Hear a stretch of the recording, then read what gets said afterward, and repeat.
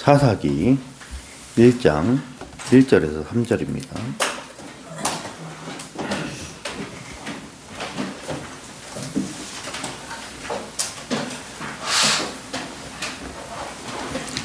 사사기 1장 1절에서 3절에 있는 말씀입니다.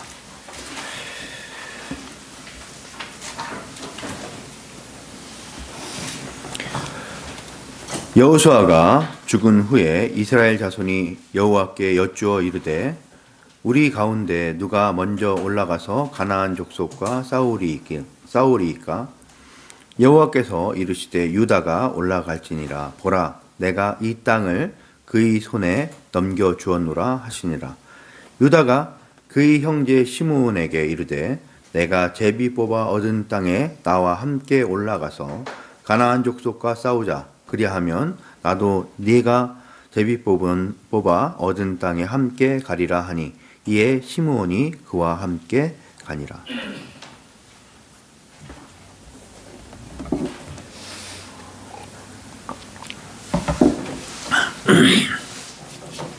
사사기 두 번째 시간인데요. 사사기를 우리가 읽어 나갈 때 기본적인 설정과 전제에 대해서 생각을 해야 됩니다.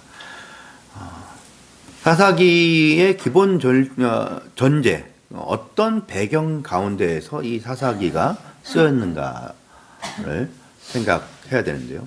그건 하나님께서 크신 구원의 손길로 이스라엘 백성들을 가나안 땅에 들여보내셨다는 사실입니다. 이 가나안 땅에 들여보내셨고 여기서 1차 정복전쟁을 마친 후에 그 이후로부터 이스라엘 백성들은 과연 어떻게 살았는가 라는 내용입니다. 이것이 이 사사기가 서술하는 그 내용입니다. 더 엄밀하게 말하자면 이 약속의 땅에 이스라엘 백성들이 들어왔어요. 근데 들어왔는데 이 이스라엘 백성이 와서 약속의 땅이라고 하는 젖과 꿀이 흐르고 우리가 자신들이 심지 않은 것을 거두고 짓지 않은 집에 사는 그러한 놀라운 은혜를 받는 그 땅, 정말 복된 땅에 들어왔는데 이 사람들이 복되게 살았는가? 라는 질문입니다. 이 땅에 들어와서 이 사람들이 복되게 살지 못하고 놀라운 거예요. 복된 삶을 살 수 있는 곳에 보내줬는데 복되게 못 살아요. 약속된 땅에 들어왔는데 이 사람들이 온갖 어리석음과 우상숭배와 반역을 합니다. 그게 사사기의 중심 주제가 그런데 아니에요. 놀랍게도 사사기는 그런 약속의 땅에 들여보내주고 온갖 복을 다 내려주었는데도 불구하고 이 사람들이 그 어리석음을 버리지 않고 계속 반복적으로 어리석게 행동했다. 그런데도 하나님께서 이 사람들을 얼마나 신실하게 당신의 약속을 지켜가셨는가라는 것이 사사기의 핵심 주제란 말이에요. 그러니까 사사기를 읽어내는데 많은 사람들이 실패하고 있는 지점이 거기입니다. 사사기는 이스라엘 백성들이 얼마나 어리석게 우상숭배를 하고 못된 짓을 하고 어이없는 짓을 했느냐를 기록하기 위해서 기록한 것이 아니라 그랬는데도 불구하고 하나님이 얼마나 이스라엘 백성들을 끝까지 붙잡아서 당신이 만들려고 하신 그 하나님 나라 백성을 만들어가는 것을 포기하지 않으셨는가의 핵심이 있단 말이죠. 이것이 가장 중요한 내용입니다. 사실은 이건 성경 전체를 볼 때에도 여러분이 항상 이 시각을 가지고 보셔야 됩니다. 이 사사기가 시작되는 그 배경에 대해서 조금 더 제대로 이해하고 좀 더 정확하게 이해하기 위해선 여호수아서 24장 14절부터 24절까지를 이제 살펴봐야 됩니다. 먼저. 그러니까 어느 분이 여호수아서 24장 14절에서 24절까지입니다. 바로 앞에 있죠. 사사기 1장 바로 앞에. 그러므로 이제는 여호와를 경외하며 성실과 진정으로 그를 섬길 것이라. 너희의 열조가 강 저편과 애굽에서 섬기던 신들을 제하여 버리고 여호와만 섬기라. 만일 여호와를 섬기는 것이 너희에게 좋지 않게 보이거든 너희 열조가 강 저편에서 섬기던 신이든지 혹 너희의 거하는 땅 아모리 사람의 신이든지 너희 섬길 자를 오늘날 섬겨라. 오직 나와 내 집은 여호와를 섬기겠노라. 예, 여기에 좀 그 여호수아가 지금 그 독이 올라 있는 걸 느끼실 수 있을 거예요. 이게 바로 죽기 직전에 한 얘기들이거든요. 그런데도 불구하고 지금 이스라엘 백성에게 강력하게 경고를 하면서 이게 마치 그런 거죠. 애들 혼내다가 네 맘대로 해. 이거 네 맘대로 해라고 알아들으면 절대 안 된다고 했어요. 그거는 넌 여기서 답정 너니까 무조건 내가 하라는 걸 해라는 의미란 말이에요. 그것 같은 거예요. 너네가 다른 신을 섬기려면 마음대로 해라. 난 여호와만 섬기겠다. 이렇게 강력하게 이야기하는 이 여호수아의 심정을 이해하셔야 됩니다. 조금 계속. 백성이 대답하여 가로되 여호와를 버리고 다른 신을 섬기는 일을 우리가 결단코 하지 아니하오리니 이는 우리 하나님 여호와 그가 우리와 우리 열조를 인도하여 애굽 땅 종 되었던 집에서 나오게 하시고 우리 목전에서 그 큰 이적들을 행하시고 우리가 행한 모든 길에서 우리의 지난 모든 백성 중에서 우리를 보호하셨으며 여호와께서 또 모든 백성 곧 이 땅에 거하던 아모리 사람을 우리 앞에서 쫓아내셨습니다. 그러므로 우리도 여호와를 섬기리니 그는 우리 하나님이십니다. 예. 지금 이스라엘 백성들이 자신들이 확인하고 경험한 바 그 하나님의 역사하심에 대해서 되뇌이면서 이야기를 하고 있는 겁니다. 기억을 못하면 정체성이 흔들리게 되는 거예요. 그 기억상실증을 갖게 되면 가장 큰 문제가 뭐냐면 자기가 누군지를 모르게 된다는 거예요. 우리의 자아라는 것, 우리가 자아로 인식하고 있는 이 존재는 기억의 산물이에요. 기억이 축적돼서 나라는 존재를 만들어 나가는 겁니다. 마찬가지로 신앙인도 자신이 경험한 하나님의 역사하심, 하나님께서 자신에게 보여주신 기적과 실증과 인도하심에 대한 이 기억이 축적돼서 오늘의 나라고 하는 신앙인의 정체성을 만들어가는 겁니다. 그렇기 때문에 이스라엘 백성들은 자신들의 정체성을 매우 명확하게 지금 인식하고 있는 상황이기 때문에 그래서 우리는 하나님 나라, 하나님을 버리지 않고 하나님을 계속 믿어 나갈 겁니다. 라고 아주 정확하게 답변하고 이건 매우 진심입니다. 계속. 여호수아가 백성에게 이르되 너희가 여호와를 능히 섬기지 못할 것은 그는 거룩하신 하나님이시오 질투하는 하나님이시니 너희 허물과 죄를 사하지 아니하실 것입니다. 만일 너희가 여호와를 버리고 이방신들을 섬기면 너희에게 복을 내리신 후에라도 돌이켜 너희에게 화를 내리시고 너희를 멸하시리라. 백성이 여호수아에게 말하되 아니니이다 우리가 정녕 여호와를 섬기겠나이다. 여호수아가 백성에게 이르되 너희가 여호와를 택하고 그를 섬기리라 하였으니 스스로 증인이 되었느니라. 그들이 가로되 우리가 증인이 되었나이다. 여호수아가 가로되 그러면 이제 너희 중에 있는 이방신들을 제하여 버리고 너희 마음을 이스라엘 하나님 여호와께로 향하라. 백성이 여호수아에게 말하되 우리 하나님 여호와를 우리가 섬기고 그 목소리를 우리가 청종하리이다 한지라. 예, 지금 여호수아와 백성들 사이에서 계속 논쟁을 하고 있어요. 너네는 여호와를 못 섬긴다. 백성들은 아닙니다. 우리 여호와 섬길 겁니다. 아니다. 너네는 못 섬긴다. 아니 섬길 겁니다. 이렇게 계속 반복하고 있습니다. 과연 누구 말이 맞을까요? 여호수아가 괜히 트집을 잡는 걸까요? 아니죠. 여호수아의 말이 맞습니다. 그럼 백성들은 거짓말하고 있는 건가요? 백성들도 거짓말하고 있는 것이 아닙니다. 백성들도 진심을 말하고 있습니다. 문제는 진심으로 이룰 수 없는 일들이 세상에선 너무 많다는 겁니다. 뻔한 게 망하는 길이라는 것이 보임에도 불구하고 거기서 벗어나야 되겠다고 굳은 결심을 하고 혈서를 쓰고 자책을 하고 그리고 스스로가 스스로에게 막 분노해도 안 되는 일들이 세상에 널려 있습니다. 그걸 잘 이해 못하는 게 사춘기죠. 그래서 사춘기의 그 반항심, 사춘기의 어른들에 대한 불신과 분노는 진심인데 왜 안 되거든요. 아니요. 진심이어도 안 되는 일은 세상에 널렸어요. 근데 그 중에서도 제일 진심이어도 안 되는 게 뭐냐면 바로 신앙입니다. 최고로 진심이어도 안 되는 것이 신앙이에요.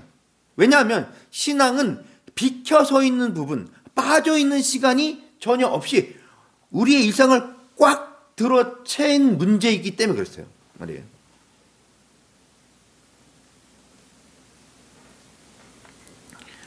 신앙에 대해서 자신의 마음의 문제라고 생각하는 사람은 내가 꽉 믿으면 된다.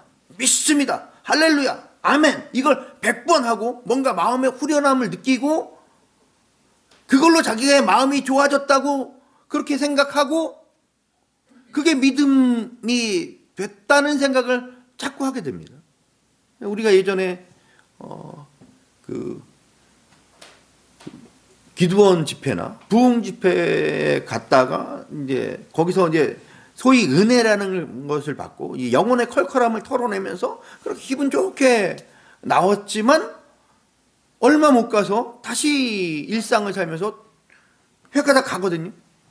이제 그러면서 이게 사탄 들렸다, 이거 시험 들렸다 이렇게 한단 말이에요. 그건 시험 들린 게 아니에요. 그거 한 번으로 그거로 문제를 해결할 수 없다는 사실을, 그거보다 훨씬 큰 것이 신앙이라는 사실을, 우리의 일상 전체가 걸려있다는 사실을 제대로 인식하지 못하기 때문에 그런 착각을 하는 것이죠. 기도하고 성경을 읽고 그러고선 내가 이제 신앙이 좋아졌다, 믿음이 커졌다 라고 생각하는 것은 매우 어리석은 겁니다. 물병원에다가 바닷물을 담아놓고 나는 바다를 들고 있어 라고 말하는 것과 같은 거예요. 신앙이 이렇게 단편적이고 뭘 하면 신앙이 좋고 라고 할 수 없습니다. 은혜를 받고 막 눈물을 흘리고 막 통성으로 기도를 하고 그냥 막 찬양을 하고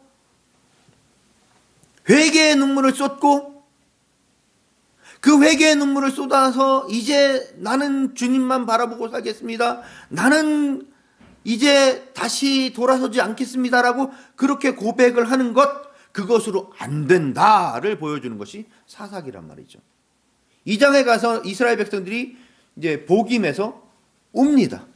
회개를 하며 그 민족 전체가 울어요. 그런데 그러면 나아져야 될 거 아니에요.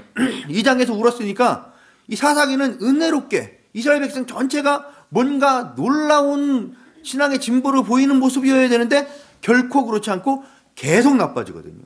사사기 전체는 계속 나빠지는 이스라엘을 보여줍니다.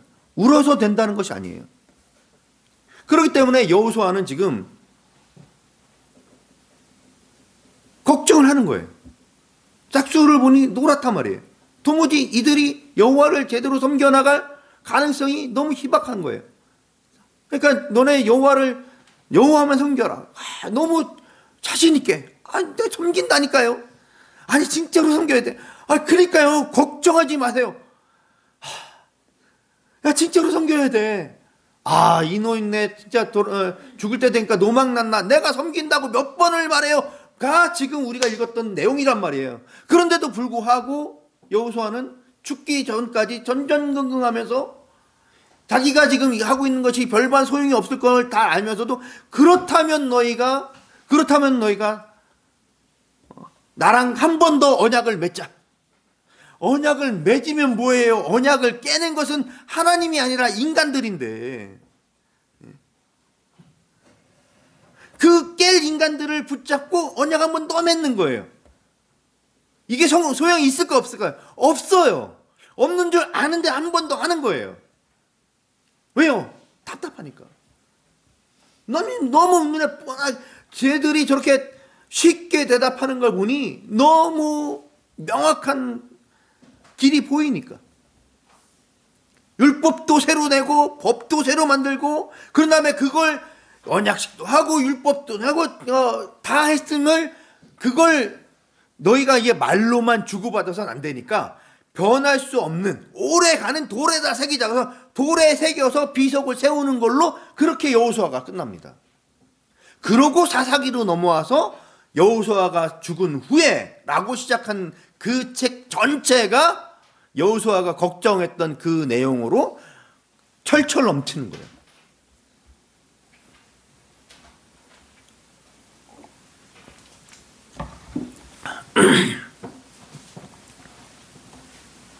이게 사사기의 배경이자 전제입니다. 오늘 1절을 읽어주시죠. 사사기 1장 1절. 여호수아가 죽은 후 이스라엘 자손이 여호와께 묻자와 가로되 우리 중 누가 먼저 올라가서 가나안 사람과 싸우리이까. 예, 이게 사사기 1장 1절이란 말이에요. 방금 전에 봤던 그 여호수아의 그 간절하고 걱정스러운 목소리가 채 가시기 전에부터의 이야기예요. 그러니까 여호수아가 죽은 후에 이스라엘 백성들이 하나님께 누가 먼저 싸우러 올라가야 하겠습니까라는 질문을 드립니다. 여기 여호수아가 죽었다는 것은 그저 한 사람이 죽은 문제가 아니라는 사실을 우리가 아주 유념해야 됩니다. 왜냐하면 여호수아는 누가 죽은 후에 지도자가 됐습니까? 모세가 죽은 후에 여호수아가 지도자가 됐습니다. 그래서 여호수아는 매우 강력한 지도자였어요. 누구보다 강력한 지도자일까요? 모세보다 더 강력한 지도자였습니다. 모세는 그가 행한 것이나 하나님께서 그와 함께 하신 것에 비해서 터무니없이 괄세를 받았던 지도자입니다. 터무니없이. 끊임없이 반역이 일어나고 끊임없이 시비가 걸렸어요. 초기부터 말기까지 지속적으로 모세를 괴롭힙니다. 그뿐 아니라 가족들도 모세를 괴롭힙니다. 형 에서가 사고치고 금송아지를 만들고 에서랍니다. 여기도 에서로 써놨어요.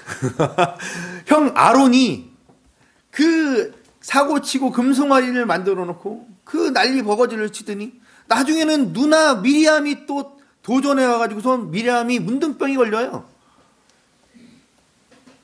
가족도 하물며 이러는데 오죽하겠습니까? 반대를 넘어서 반역이 늘상이었어요. 늘 긴장 상태에서 살았습니다. 어떤 때는 모세가 백성들 앞에 엎드려서 겨우 목숨을 부지하는 그런 상황도 벌어졌습니다. 물론 그 다음에 하나님께서 임재하셔서 그걸 다 평정해 주시긴 했지만 어쨌든 위기의 순간까지 엎드려가지고 목숨을 구걸해야 되는 데까지 그렇게 몰렸던 것이 모세입니다. 반면에 여호수아는 그렇지 않습니다. 여호수아는 모세를 오랫동안 보필했던 사람이기도 하고 또한 그로부터 하나님께서 지도자로서 그러니까 계승할 수 있는 계승한 지도자로서 세워주셨기 때문에 그의 지위는 매우 탄탄했고 강력한 지지를 받았습니다. 다른 한편으로 보면 그 여호수아는 그 당시 가장 강력했던 지파 에브라임 지파에 이제 속해 있기 때문에 에브라임 지파가 여호수아를 더 강력하게 지지하는 그런 세력으로 있었습니다. 왜냐하면 에브라임 지파는 므낫세와 함께 요셉 가문으로 묶이기 때문에 이 두 지파가 합하면 제일 큰 지파가 되거든요. 물론 둘로 나누면은 조금 작아지긴 하지만 그래서 8만 5천 명이라고 하는 군대를 거느리는 가장 강력한 집단이 여호수아의 그 배경이 됐기 때문에 여호수아는 계승적으로도 모세를 계승했다는 사실에서도 그렇고 또한 지지 세력이 확고했다는 사실에서도 그렇고 그래서 매우 강력한 그런 지도자였는데 그가 죽은 겁니다. 가장 강력한 리더가 죽은 상황이에요.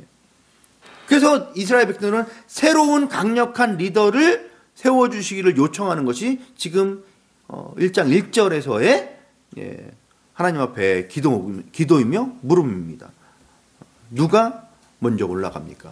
우리의 지도자를 뽑아주십시오 라고 이야기합니다. 여기서 3인칭 단수로 묻고 있으니까 이것은 새로운 지도자를 요구한 겁니다.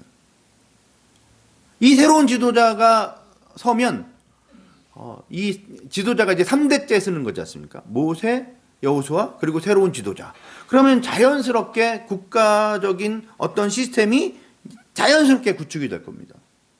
근데 문제는 그렇게 자연스럽게 구축이 되면 이것은 세상의 왕과 별반 차별이 없는 그런 왕정이 되겠죠. 그런 시스템이 될 겁니다. 하나님께서는 그래서 새로운 리더를 요구하는, 새로운 임무를 요구하는 이스라엘 백성들에게 엉뚱한 방식의 답을 주십니다. 그건 뭐냐 하면 2절입니다. 어느 분 읽어주시죠. 2절. 여호와께서 이르시되 유다가 올라갈지니라 보라 내가 이 땅을 그의 손에게 넘겨주었노라 하시니라. 예, 여기서 새로운 임무를 요구하는 이스라엘 백성들의 기도에 대해서, 물음에 대해서, 질문에 대해서 하나님께서는 유다 지파가 선봉장에 서라라고 하는 그런 답을 주시는 거예요. 어떤 인물을 지도자로 세우신 것이 아니라 유다 지파 전체를 선봉으로 내세워서 전쟁을 하거라 이런 답을 주셨으니까요. 이스라엘 백성들 입장에서는 이게 원한 답이 아니거든요. 더욱이 유다 지파는 지금까지 선봉에 선 적이 없어요. 지금까지는 누가 이끌어왔냐면 모세 때는 레위 지파가 이끌어갔고 여호수아 때는 에브라임 지파, 특히 요셉 가문 지파들이 이끌어왔던 겁니다. 유다 지파는 그동안에 별 움직임이 없었던 거예요. 뒤에서 덜렁덜렁 따라오는 그런 지파였기 때문에 이 이스라엘 백성들에서는 매우 의외의 두 가지 답이 나온 겁니다. 하나는 인물을 정해 주십시오. 인물을 세워 주십시오. 그런데 지파를 내려주신 거고, 지파도 그러면 못해도 레위 지파나 아니면 에브라임 지파를 예상하고 있었는데 유다 지파를 선택하신 겁니다. 이런 의외성 앞에 이스라엘 백성들이 서 있는 겁니다. 묻는다는 것은 답을 얻고자 묻는 것이죠. 그건 너무 당연하고 뻔한 얘기인데, 답을 얻고자 물었을 때 답을 들었다면 그 답을 따라가야 되는 겁니다. 즉 묻는다는 행위가 주도권을 이양하는 겁니다. 물론 답을 하는 쪽에서도 성실히, 그리고 정직히, 그리고 자기가 답할 수 없는 것은 답을 하지 말아야 되겠죠. 아무튼 묻는다는 것은 그 대상에게 주도권을 이양하고 그가 내려주는 답을 따르겠다는 것을 함의하고 있습니다.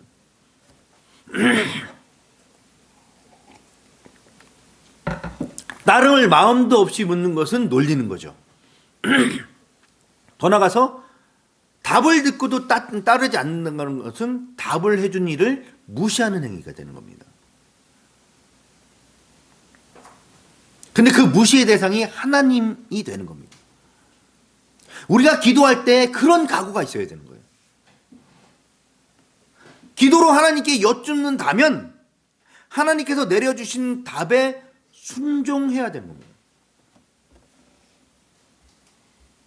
문제는 그 하나님의 답은 언제나 인간들의 예상을 벗어난다는 데 있습니다. 왜냐? 하나님은 우리를 훨씬 넘으시는 분이시기 때문에 우리가 질문한다는 것은 우리가 모르기 때문에 질문하는 거 아닙니까? 모르기 때문에 하는 질문에 대해서 하나님의 답은 우리가 생각하는 답을 넘어설 수밖에 없는 것입니다.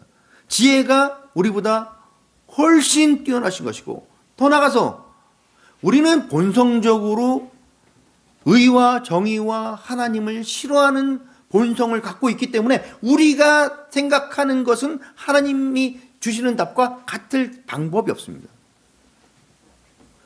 그렇기 때문에 기도할 때 하나님께 여쭐 땐 나의 뜻과 나의 이익과 내가 옳아 보이는 것과 내가 하고 싶은 것을 완전히 벗어난다 할지라도 순종하겠다는 심정을 가지고 하나님께 여쭙는 겁니다.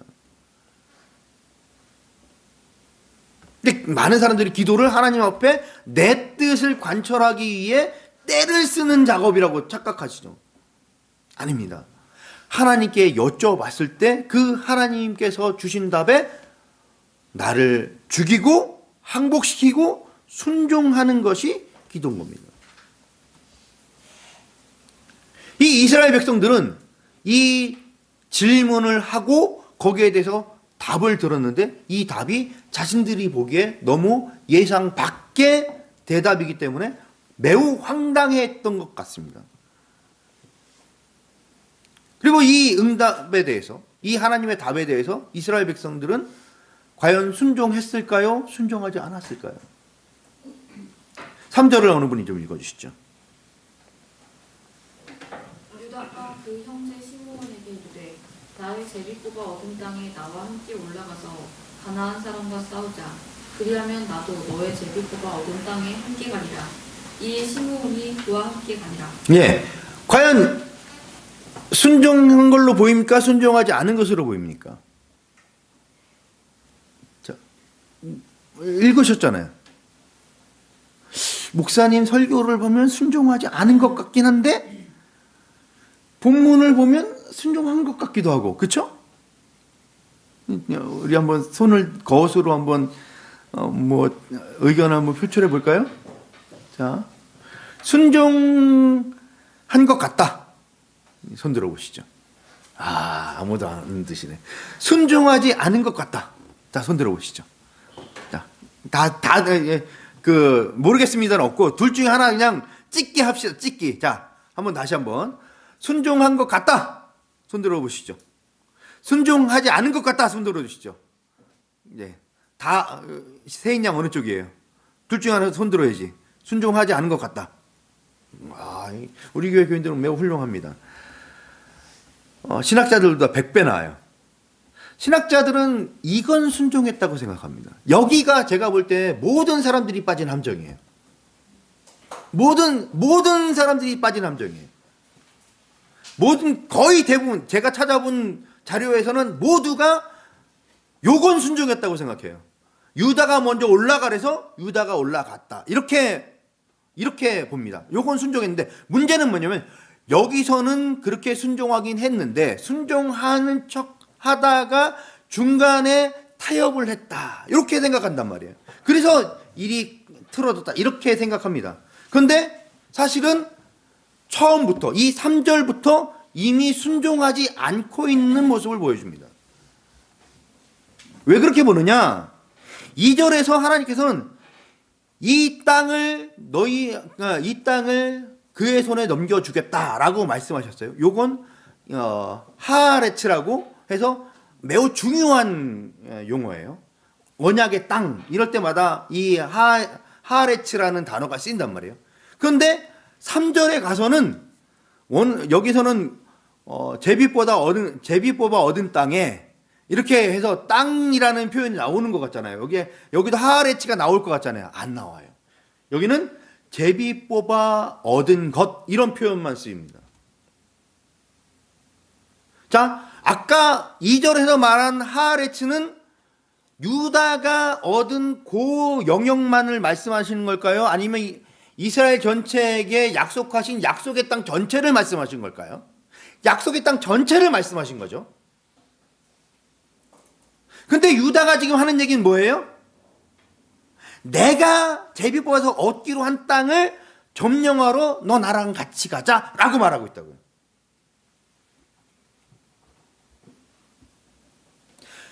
유다에게 말씀하신 것은 이 언약의 땅 전체를 너희가 차지하기 위해서 유다 지파가 선봉장으로 나가고 다른 지파들도 함께 가서 이 전쟁을 2차 정복 전쟁을 치루어라 이렇게 하신 말씀이잖아요.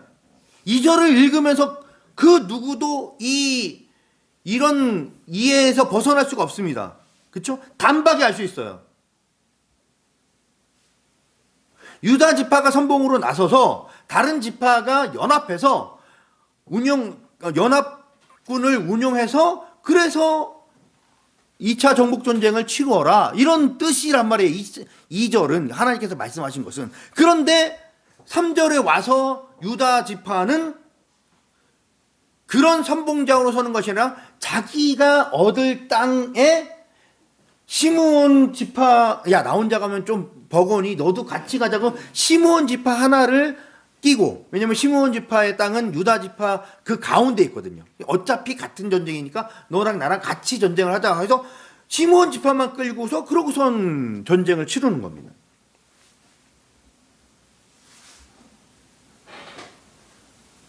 그래서 1장의 그 뒤에 부분들은 이제 집에 가서 한 번씩 다 읽어보십시오.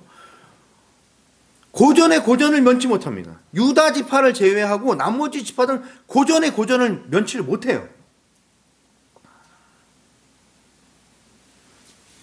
그래서 결국 다 쫓아내지 못하고 겨우겨우 강제 노역을 시키든가 정도에서 타협을 하고 어디에서는 오히려 자기들이 쫓겨나는 그런 신세를 면하지 못합니다. 하나님이 주신 말씀에 유다를 중심으로 연합을 해서 전쟁을 치르라는 그 전쟁을 수행하라고 하시는 그 말씀, 너무나 명확하고 분명한 이 말씀을 순종하지 않은 당연한 결과입니다. 만약 하나님께서 말씀하셨듯이 여호수아 지도 아래에서 그 12지파가 연합해서 전쟁을 치렀듯이 지금 이스라엘 백성들이 연합해서 전쟁을 치렀다면 지금 1차 정복 전쟁을 통해서 평지는 거의 장악을 한 겁니다. 이제 산지에 올라 있는 나머지 잔당 세력만 이제 해결하면 쫓아내면 되는 거거든요. 자, 평지를 장악을 하고 산에 있는 적들만 이제 그 남겨놨다면 이 산에 있는 적들은 분열돼 있고 분산돼 있잖아요. 이들은 각계격파를 하면 되는 문제예요.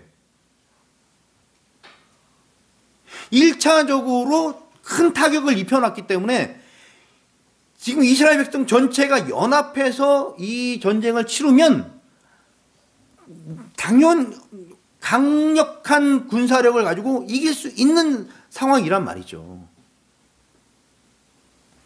근데 이 연합이 이루어지지 않은 상태에서 각 지파가 따로 전쟁을 치르니까 한계가 매우 분명한 상황이 된 겁니다.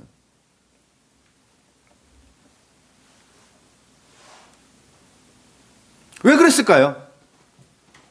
유다 지파 선봉이 마음에 안 들었던 겁니다. 다른 지파들이 적에 앞서서 해서 우리가 거기 그 유다 지파 밑에 꼬봉을 하면 안 되겠다는 심정을 갖게 된 겁니다.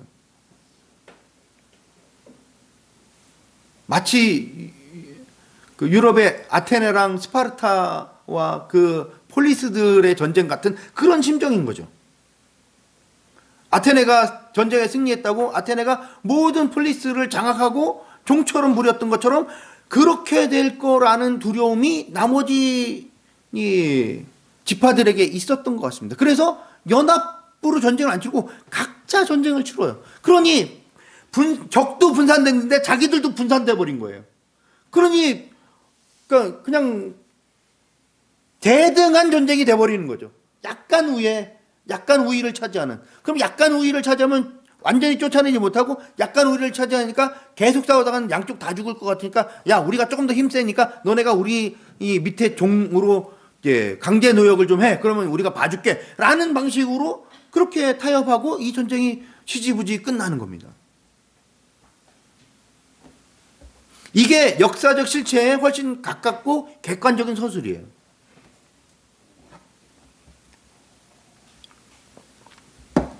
근데 문제는 이렇게 망가뜨려 놓은 이런 현실을 사사기 저자는 여러 가지 핑계를 대주면서 이스라엘 백성들을 변호해 주기에 급급해요.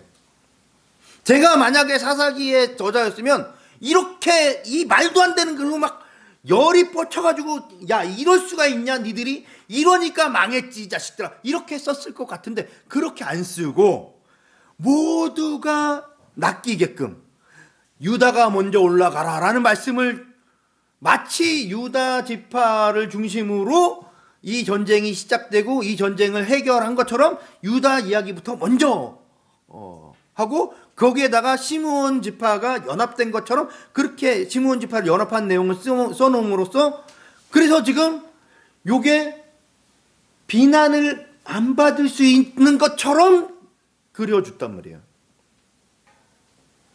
여러 가지 핑계를 대줍니다. 완전히 쫓아내지 못한 이유를 철병거 때문에 못했다. 가나안 족속이 결심이 강해서 못했다.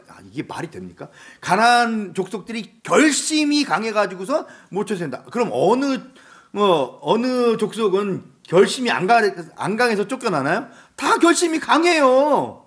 쫓겨나게 됐는데 죽자 사자 뭐 이판사판 아닙니까? 근데 못 쫓아냈는데 그 못 쫓아내는 이유에 대해서 별다른 이유를 못 찾으니까 결심이 강해서 못 쫓아낸다. 이렇게 지금 사사기 저자가 변명을 해주고 있습니다. 산지에 올라가 있어서 못 쫓아냈다. 쫓기는 쫓았는데 너무 다 쫓아내지 못하고 그냥 강제 노역만 시켰다. 그것도 강제 노역도 한 방에 딱 너네 일해 이렇게 한 것이 아니라 겨우 처음엔 힘이 없어서 강제노역을 못 시키다 나중에 힘이 생긴 다음에 강제노역을 시켰다. 이런 방식으로 사사기 저자는 계속해서 이스라엘 각 지파를 변론을 해주는 식으로 그렇게 썼습니다. 사실을 기록하면서도 그러면서도 이 사람들은 변론해주는 그런 방식으로 사사기가 쓰여 있다고요. 이것이 이 극률한 시각의 저자의 시각과 이것이 하나님의 시각인데 이것이 우리가 사사기를 이해하는데 훨씬 더 큰 어려움을 주기 때문에 이 이야기를 하는 겁니다. 현실과 서술 사이의 간격, 현실의 그 미흡한 신앙, 부족한 순종, 말도 안 되는 어리석음 이런 것에 대해서 하나님께서 긍휼한 시각을 가지고서 긍정해 주시고 서술을 해주고 있기 때문에 사람들이 사사기에 보여있는 그 맨 얼굴을 어떻게 봐야 되는지 굉장히 난감해합니다. 그래서 3절에 유다가 시므온과 함께 갔다는 이 내용만 가지고서도 아까 말씀드렸듯이 유다가 먼저 올라가라는 말씀에 대한 순종으로 이해하는 그런 큰 착각을 할 뿐 아니라 유다와 시므온의 이 관계를 유다 지파가 리더로서의 덕목을 가지고 시므온 지파가 혼자 나중에 자기 땅을 차지하러 오면 너무 힘드니까 같이 데리고 가줬다고 하는 그런 매우 도덕적이고 신앙적인 모습이었다고 하는 그런 학자들이 있는 반면에 반대로 유다가 먼저 가랬으면 유다 혼자서 덕고다이로 나가야 되는데 인간적인 그런 심정으로 나 혼자는 쫄리니 너 나랑 함께 가자고 하는 이런 신앙적인 타협의 모습이다. 여기서 벌써 타협의 모습이 나와서 1장에 나오는 이스라엘 백성들 전체의 그 실패가 여기서부터 기인하는 것이다. 이런 방식으로 기록되는 완전히 양극단이잖아요. 이게 신학자들이 지금 1장을 보고 있는 시각입니다.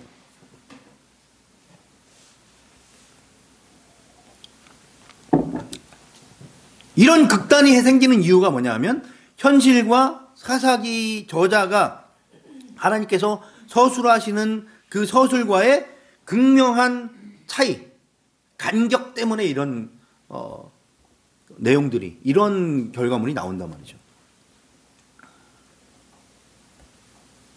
그러나 하나님께서는 현실이 그렇게 암담하며 제대로 된 순종을 하지 않으며 처음부터 자기들 멋대로 그러니까 하나님께 묻긴 물었어요. 누구를 세워주겠지. 에브라임 지파에서 강력한 누군가를 하나 세워주겠지. 여호수아 밑에서 여호수아가 모세에게 했던 것처럼 여호수아 밑에서 여호수아의 뜻을 열심히 받들었던 그 누군가를 세워주겠지 하고 그렇게 질문을 던졌는데 거기에 대해서 엉뚱한 유다 지파가 선봉해서라 이 말씀을 듣고 뭐야 그리고 자기는 자기들 나름대로 각자 싸운 거예요. 연합군을 이루지 않고 각자 싸운 거예요. 그런데도 불구하고 하나님께서는 마치 그러지 않은 것처럼 이들이 뭔가 순종을 하긴 한 것처럼 봐주시려고 했었단 말이죠. 연합군으로 싸우라는 걸, 각자 싸운 걸 마치 그렇게 말씀하신 것 엇비음으로 한 것처럼 해줬다고요. 이것이 하나님의 우리를 보시는 관점입니다.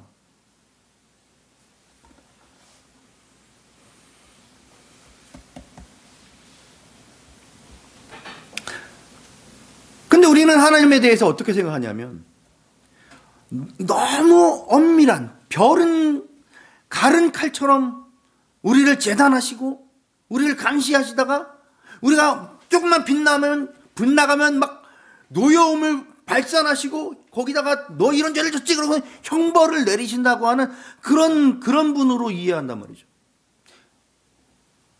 거기서 나오는 두려움 때문에 자기 자신을 용납하지 못해요. 문제는 자기 자신을 용납하지 못할 뿐 아니라 다른 사람을 용납하지 못합니다. 다른 사람들이 하는 일을 보고서 늘 지적질을 해야 되고 거기에 막 분노를 쏟고 비난을 합니다. 그렇게 분노를 하고 비난하고 지적질을 해서 자기를 감추려고 하는 거예요. 자기를. 왜? 두려워서. 하나님, 나 말고 제가 나쁜 놈이에요. 저는 저 나쁜 놈을 욕하니까 전 하나님 편이잖아요. 그러니까 전 좀 봐주세요. 왜 이런 비겁한 태도를 보이게 되느냐? 두렵거든요. 내가 하나님의 타겟이 될 게 두렵거든요. 또 하나는 저 손가락질하고 있는 저 나쁜 놈이 하고 있는 저 행위에 자기가 유혹돼서 빠지지 않을까 해서 오바해서 욕을 하는 거예요. 오바해서. 하나님 주일 성수를 안 했대요. 저 나쁜 놈이에요. 라고 말하는 것은 자기도 주일 성수 안 하고 어디 가서 놀고 싶은 욕망이 있는데 제가 놀고 있으니 나도 놀러 나갔다가 하나님께서 왠지 쟤는 봐주고 나는 치실 것 같은 그런 두려움이 있으니까 내가 저기에 유혹되지 않기 위해서 그를 막 욕해서 나를 지키려고 하는 그런 어리석은 심정이 그 안에 있습니다.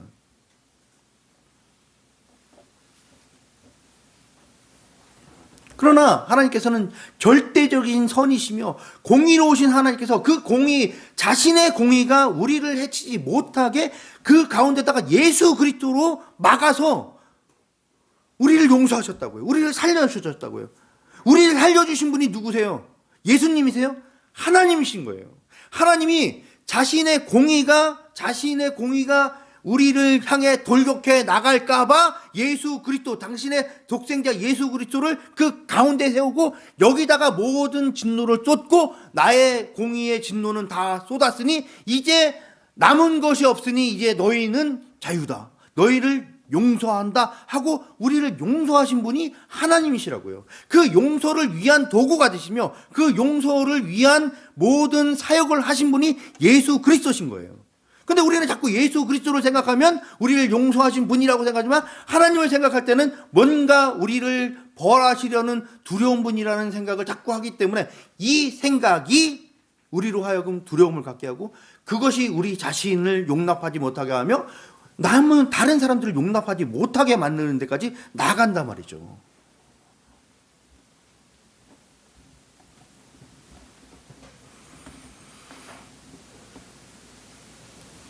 그러니 하나님을 생각할 때, 예수 그리스도를 생각할 때 우리는 결코 두려워할 것이 없는 존재들입니다.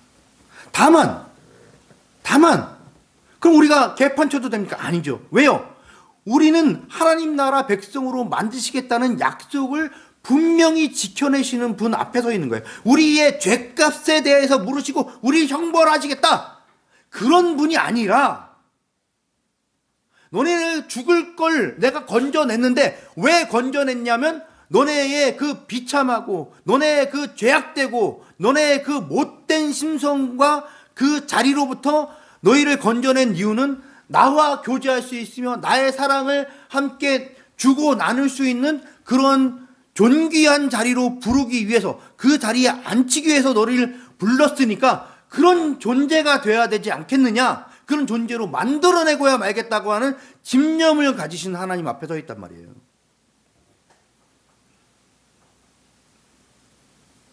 그저 내가 죗값을 안 받네, 나는 죄를 져도 벌을 받진 않네. 네, 벌을 받진 않지만 그런 행위를 하는 거 보니 여전히 네가 어리석어서 더 교훈되고 더 단련되고 더 훈련돼야 되겠구나라고 하는 그러한 하나님의 채찍을 맞을 수밖에 없는 거예요. 그건 형벌을 받는 거랑 다르다고요. 형벌을 받는 것은 얼마만큼이 있지만 반대로 자식을 만들기 위해 하나님께서 초달하는 자는 끝이 없다고요. 고칠 때까지 하시는 거예요. 고칠 때까지. 그런 집념을 갖고 하시는 거예요. 우리는 하나님 앞에 그렇죠. 하나님 그런 거 말고요. 무슨 존귀하고 뭐 거룩하고 그런 건 잘 모르겠고요. 그저 오늘 평안함을 주시고 내일 풍요함을 주시고 큰 욕심 안 낼 테니까 그저 돈 꾸지 않고 살 수 있게, 그저 웬만큼 살아서 다른 사람에게 패 끼치지 않고 사는 정도로 살게 해주세요가 우리의 소원이란 말이죠. 하나님께서는 그거 그렇게 하지 않겠다. 우리가 거기에서 타협하지 않으신다고요. 그렇게 하지 않으시겠다는 거예요. 끝까지 우리를 끌고 가서 원수를 사랑하는 자리까지 내가 너를 만들어내겠다. 왜? 내가 원수인 너희를 사랑하는 거, 이걸 배우게끔 하겠다. 이걸 너희 안에서 완성해내고야 말겠다. 이 세상의 죄악을 먹어서 소화해내는 사람으로 이 세상 안에 제사장으로 세우고야 말겠다. 그리고 먹어치우는 용량을 늘리겠다. 그러니까 하나님께서 우리를 향한 열심이시며 고집스러움심입니다. 그것이 사사기 전체를 흘러가고 있는 거예요. 이 고집스러움이 사사기에 어떻게 결국 결론으로 만들어내고 있는지를 이제 살펴보는 걸로 마치겠습니다. 사사기 20장 17절에서 18절을 어느 분이 읽으시죠.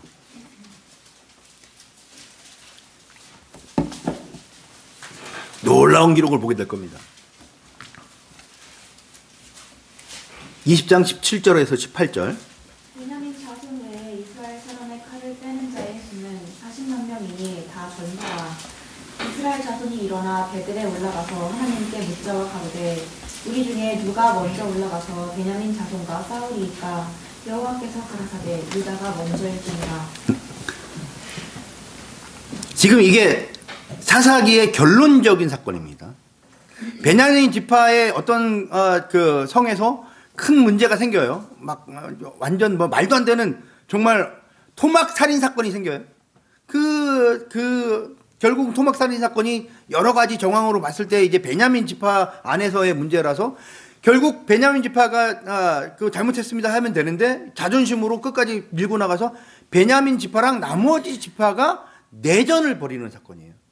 그래서 베냐민 지파를 완전 작살을 내서 400명밖에 안 남아요. 남자 400명밖에 안 남아요. 나머지 다 죽이고. 그런 말도 안 되는 진짜 블랙 코미디 같은 사건이 이제 사사기의 결론의 사건입니다. 문제는 이 베냐민 지파와의 내전을 벌이는데 그 나머지 지파들이 다 어떻게 됐어요? 다 연합해 있어요. 나머지 지파에서 40만이 모여 있는 거예요. 그리고 그 40만이 모여서 그 40만이 모여 있는 상황에서 이제 누가 먼저 올라가야 돼요? 다시 유다가 먼저 올라가는 거예요. 유다가 먼저 올라가랬더니 이번에도 또 뿔뿔이 흩어져서 각자 했을까요? 아니죠. 유다를 중심으로 뭘 한 거예요? 연합군을 형성한 거예요. 이 말도 이게 보세요. 배경이 되는 이 컨텍스트가 되는 이 전쟁. 이 전쟁만 사람들이 막 보죠. 그럼 거기에 텍스트는 뭐냔 말이에요. 텍스트는 그 본문이 뭐냔 말이에요. 거기에서 주안점으로 두고 있는 게 뭐냔 말이에요. 여기에 거의 다 실패하고 있는데 그 주안점은 유다를 중심으로 이들이 연합하고 있다고요. 지파별로 다 쪼개져 가지고 요만한 것들이 그게 사사기 초반에 나와 있는 잔당도 깨지 못할 만큼 그렇게 엉망이었던 것들이 내전이기는 하지만 베냐민 지파 하나를 놓고 나머지가 전부 다 연합하면서 어떤 연합체로서 느슨한 지파 연대가 아닌 강력한 연대로서 하나의 군대를 형성하는 일이 여기 안에 떡하니 벌어진 겁니다. 이렇게 함으로써 이스라엘은 이 이후로 더 이상 지파별로 인식하는 것이 아니라 자기들이 지파별로 서 있다 할지라도 하나의 나라로서의 인식을 여기서 공고히 하는 그러한 일이 일어나는 겁니다. 앞으로 우리가 사사기를 쭉 보겠지만 그 무수한 인간들의 어이없음과 지난한 세월과 사고, 타락, 반역, 배신, 추악한 그 모든 인간의 역사의 악함을 끌고 오면서 그걸 다 때려 엎고 야 이 새끼들아 못하겠다 나 못 해먹겠다 하고 버리고 딴 데 가서 하나님 나라 백성을 만드는 것이 아니라 그걸 다 품에 안고 지금 이 사건도 정말 어이없는 사건이라 하나님께서 2번이나 이스라엘 그 연합군이 패하게 하시면서 그러면서 끌고 나가시면서 거기서 이스라엘 백성들을 하나로 묶어내는 일을 이루어내시는 하나님, 이 집념 앞에 우리가 서 있는 겁니다. 그렇게 국가 공동체의 정체성을 만들어내시는 겁니다. 그들은 사사기 초반에 그걸 거부하고 각자 갔으나 결국 사사기 결론에 와서 하나의 공동체로서의 인식을 굳건히 하는 데까지 나아가게 되더라. 자기들이 나아갔어요? 아니요. 자기들은 전혀 나아간 적이 없습니다. 하나님께서 그걸 기어코 만들어내고야 마시더라는 거죠. 그게 바로 여러분의 하나님이시고 저의 하나님이신 겁니다. 그 집념 앞에 우리가 서 있습니다. 김수영 시인의 거대한 뿌리 중에 일부를 읽어드리겠습니다. 왜냐하면 여기에 사사기의 내용과 굉장히 연결되어 있다고, 그러니까 정서가 연결되어 있다고 느끼는데요. 이 버나드 비숍이라는 영국 왕립학계 최초의 여성 회원인데, 그러니까 그분이 이제 구한말에 이제 조선에 왔다가 조선과 그 나라 이웃 나라들이라는 책을 쓰고 또 다른 책도 여러 가지 우리나라에 대한 책을 쓰신 분이에요. 그 내용 중에 이런 것도 있어요. 조선인들은 더 주변의 몽골이나 일본인이나 중국인이나 이런 사람들보다 더 키도 크고 더 잘생겼다. 이런 기록을 해줬던 아주 감사한 분인데, 그 여사의 책을 읽고서 이분이 쓴 시예요. 시 중에 일부를 읽어드리겠습니다. 버드 비숍 여사를 안 뒤부터 썩어 빠진 대한민국이 괴롭지 않다. 오히려 황송하다. 역사는 아무리 더러운 역사라도 좋다. 진창은 아무리 더러운 진창이라도 좋다. 나에게 노주발보다도 더 쨍쨍 울리는 추억이 있는 한 인간은 영원하고 사랑도 그렇다. 중략하고 이제 일단 읽어드릴게요. 그러나 요강, 망건, 장죽, 종묘상, 장전, 구리개 약방, 신전, 피역점, 곰보, 애꾸, 무식쟁이, 이 모든 무수한 반동이 좋다. 이 땅에 발붙이기 위해서는.